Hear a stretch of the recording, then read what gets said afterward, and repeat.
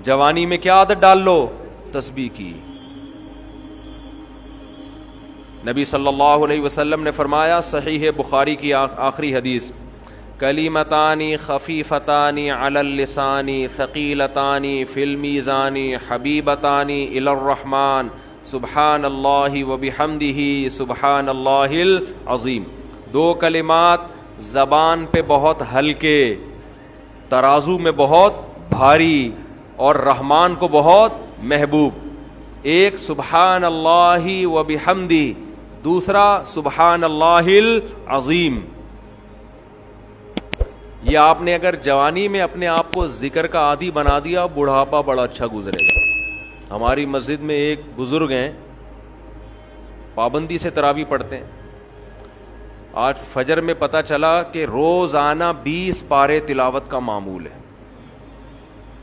میرا خیال ہے 70 سال عمر تو ہوگی.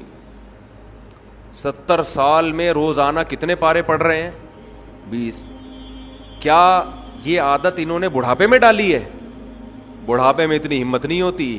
یہ عادت کب سے پڑی ہوئی ہوتی ہے؟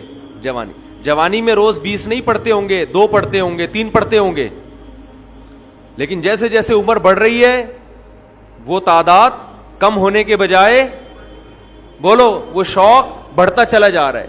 عین ممکن ہے کچھ دنوں کے بعد یا چند سالوں کے بعد صحت اجازت نہ دے, عین ممکن ہے, لیکن شوق تلاوت کا کم ہونے کے بجائے بڑھے گا. اور اللہ اجر کس پہ لکھے گا؟ شوق پہ. حدیث میں آتا ہے کسی کا کوئی معمول تھا, صحت خراب ہونے کی وجہ سے معمول چھوٹ گیا تو اللہ اس کے اعمال میں وہ نیکی لکھتے رہتے ہیں.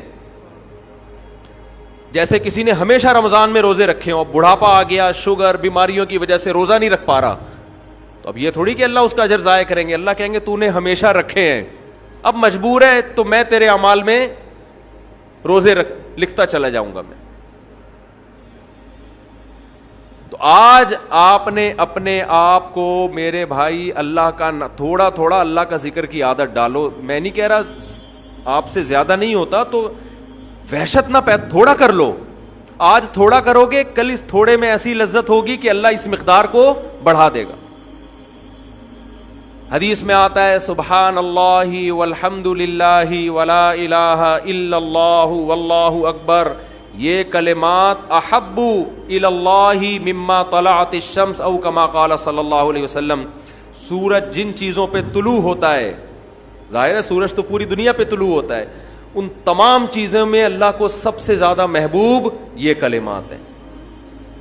اور دیکھو اس میں اللہ کا کوئی فائدہ نہیں ہے. اللہ کی آپ حمد و ثنا کریں, اللہ کا کوئی فائدہ نہیں ہے. اللہ یہ چاہتے ہیں میرے بندے اپنی زبان سے میرا نام لیا کریں. اللہ کو اس بات کی خوشی ہوتی ہے. ہمارے حضرت ایک شعر پڑھا کرتے تھے, یہ جو اہل اللہ ہوتے ہیں نا, ان کو ذکر کی بڑی عادت پڑ جاتی ہے.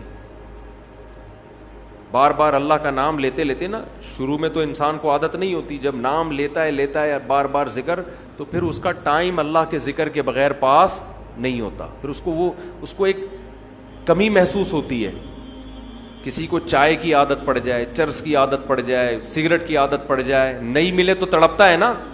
تو جس کو ذکر کی عادت پڑتی ہے نا, اس کو جب ذکر کا ٹائم نہ ملے تو اس کا دل پریشان ہوتا ہے, اس کو اللہ کے نام میں ایک چسکا آنے لگتا ہے. لیکن یہ پہلے دن نہیں ہوگا, عادت ڈالنی پڑے گی. تو روز آنا اس کا معمول بنا لیں, 100 دفعہ صبح 100 دفعہ شام تسبیح کا معمول بنا لیں. اس سے کیا ہوگا؟ ابھی شاید دل نہ لگے آپ کا, لیکن جیسے جیسے عمر بڑھے گی اللہ کے نام کا چسکا لگنا شروع ہو جائے. بڑھاپا بہت اچھا گزرے گا, اللہ کو یاد کر کے گزرے گا. کھوپڑی شریف میں بات آ رہی ہے کہ نہیں آ رہی؟ اور اگر ہر وقت دنیا کے تذکرے کرتے رہے نا, ہر وقت ویڈیو گیم لے کے بیٹھے ہوئے, PUBG کھیل رہے ہیں, سانپ والا, اب تو سانپ والا ختم ہو گیا, اب آ رہا ہے سانپ والا. نوکیا میں آتا تھا, سانپ لمبا ہوتا جا رہا ہے, اس کو پتہ نہیں فضول ٹائم ویسٹ کر رہے ہو. ہم پریشان ہوتے ہیں یار, ہمارے پاس کاموں کو نمٹانے کا ٹائم نہیں ملتا. ہم تو چاہ رہے کاش یہ دن 24 گھنٹے کے بجائے 48 گھنٹے کا ہو جائے. اور لوگ کیا کر رہے ہیں کہ وہ باقاعدہ ارادہ کر کے ضائع کر رہے ہیں ٹائم. ہمارے تو کام نہیں نمٹتے. جب ہم رات کو سونے کے لیے لیٹتے ہیں تو کہتے ہیں یار آج کا دن بھی گزر گیا اور کام ویسے کے ویسے ہی. اور ادھر باقاعدہ ارادہ کر کے جو ہے نا ٹائم ضائع کیا جا رہا ہے کہ چلو ٹائم ویسٹ کرتے ہیں. ایسی چیز میں ٹائم گزر جائے نا جو ذہنی تفریح کا ذریعہ بنے تو بھی ٹھیک ہے. گپ شپ لگا لو دوستوں کے ساتھ بیٹھ کر. یہ کیا ہے یار, دماغ کو خام خا کا تھکا رہے ہو بیٹھ کے. تو اگر پب جی کھیلنے کی عادت ڈال لی تو جاؤ گوروں کا بڑھاپا دیکھو. اولڈ ہاؤس میں بڑھاپے میں اسنوکر کھیلتے ہیں, کیرم بورڈ کھیلتے ہیں, لڈو کا نہیں مجھے پتا, یہ چیزیں کھیل رہے ہوتے ہیں بڑھاپے میں. اور ہمارا بوڑھا بڑھاپے میں ایک ایک دن میں 20 پارے ختم کر رہا ہے. سمجھتے ہو کہ نہیں؟ وہ نماز میں دل بہلا رہا ہے, وہ تہجد میں اس کا ٹائم گزر رہا ہے. بھائی ویڈیو نہ بنائے, لکھا ہوا ہے نا.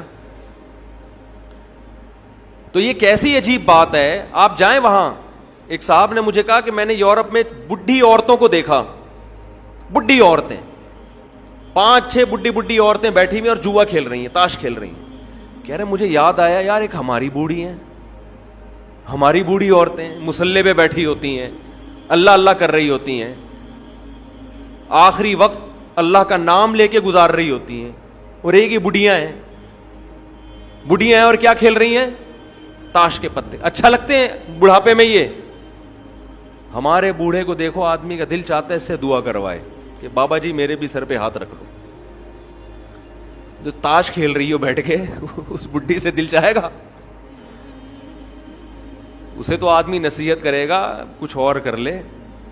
تھوڑے دنوں میں اتنا راشا آئے گا نا ہاتھوں میں تھوڑے دنوں میں کہ ایک پتے کے بجائے 2 گر رہے ہوں گے, 2 پتے ایک ساتھ گر رہے ہوں گے.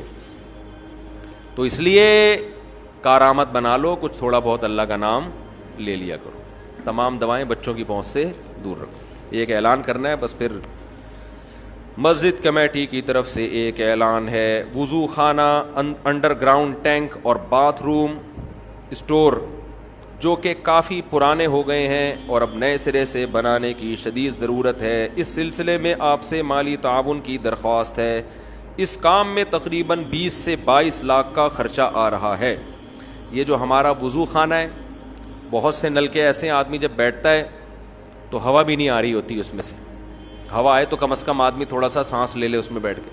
خراب ہو گئے نلکے, اس کو ریپیئر کرنا ہے وضو خانے کو. اور اللہ بھلا کرے, یہ ٹینک ہمارا مسجد کے سامنے بہت پرانا ہے, گل گیا ہے, سڑ گیا ہے. میرا خیال ہے کتنے سال ہو گئے اس کو, 40 سال تو ہو گئے, 40 سال سے زیادہ ہو گئے. تو یہ بھی بوڑھا ہو گیا ہے. ہمارا ارادہ دوسرا ٹینک بنانے کا ہے مسجد میں. سمجھ رہے ہیں, یہاں صحن میں نا اچھا سا صاف ستھرا سا دوسرا ٹینک بنے گا تو صدقہ جاریہ ہے. اپنے لیے بھی کر سکتے ہیں, اپنے والدین, کسی کے مرحوم والدین ہوں ان کی نیت سے بھی کر سکتے ہیں. تیسرا جو ہمارا یہ باتھ روم ہے نا, یہ والا اعتکاف والوں کے لیے یہ بہت چھوٹا ہے, ان کو دور جانا پڑتا ہے, اس کی صفائی کا بڑے مسائل ہیں. تو یہ باتھ روم کو بھی ریپیئر کرنا ہے. سمجھتے ہیں کہ نہیں سمجھتے؟ تو اس کے لیے یہ پیسوں کے بغیر اسباب کی دنیا میں ممکن نہیں.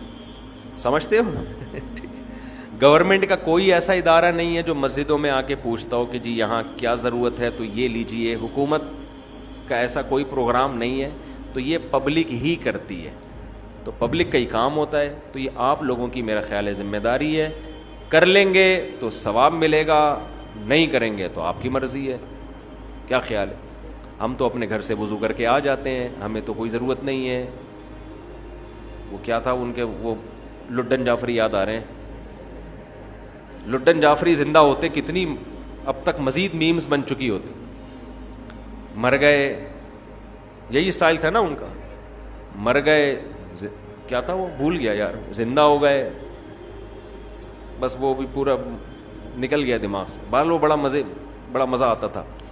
ابھی بھی میں سنتا ہوں بہت سارے لوگوں کی تقریریں, بڑی لمبی لمبی ادھر ادھر کی پھینک رہے ہوتے ہیں, تھوڑا انٹرٹین. پب جی سے اچھا ہے, پبجی سے اچھا ہے, پب جی کھیلنے سے اچھا ہے کہ دماغ فریش کرنے کے لیے نا فیس بک پر 2-4 اس طرح کے لوگوں کی تقریریں سن لیا کرو. بڑی لمبی لمبی پھینک رہے ہوتے ہیں, تو ان کے پھینکنے کے اسٹائل کو دیکھ کر نا آدمی تھوڑا سا فریش ہو جاتا. پہلے ایک چینل آیا کرتا تھا, وہ نام نہیں میں لوں گا فتنہ ہوگا, جب میں تھک جاتا تھا وہ چینل دیکھا کرتا تھا.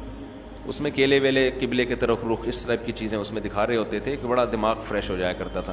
تو اس طرح کی چیزیں دیکھ لیا کرو, یہ پب جی سے بہرحال بہتر ہے. تو خیر میں آپ سے یہ عرض کر رہا ہوں کہ مسجد کمیٹی کی طرف سے گزارش ہے، رمضان میں ویسے بھی صدقہ کرنے کا ثواب ڈبل ہو جاتا ہے، اور یہ تو سیدھا سیدھا صدقہ جاریہ ہے، ٹینک بنے گا، نمازی وضو کریں گے، ثواب آپ کے کھاتے میں۔